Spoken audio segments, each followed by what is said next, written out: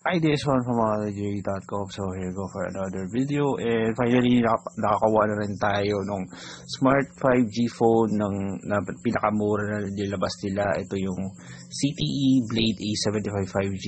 Huwag niyo napansin yung 5,450 pesos pricing. Dahil recently nagkaroon sila ng update na mas binaba pa nila to 4,990 pesos.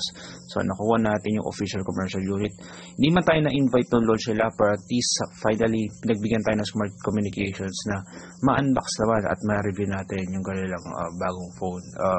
Ito yung CTE Blade A75 5G. Power siya ng Gearsock based processor.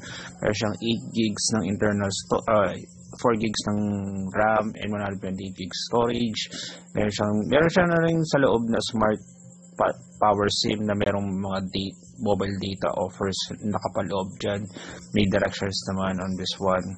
And makikita niyo sa na ito, meron siyang case and yung separate yung kanyang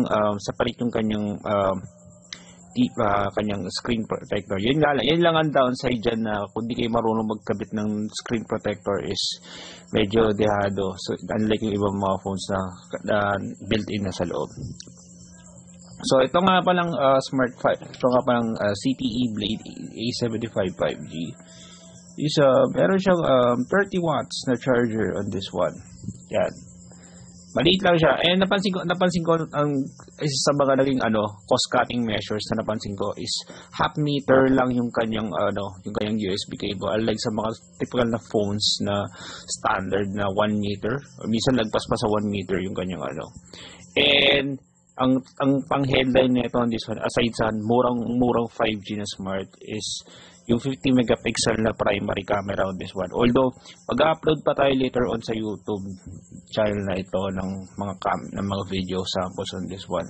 So para natin yung likod, napakinis niya, so kailangan mo talaga lagyan ng casing dahil talagang delikado siya ang ma-scratch on this one. Pero ang ganda ng finish niya. So natuwa din ako, may 3.5 audio jack on this one. Especially with that pricing, kailangan talaga na may 3.5 audio jack.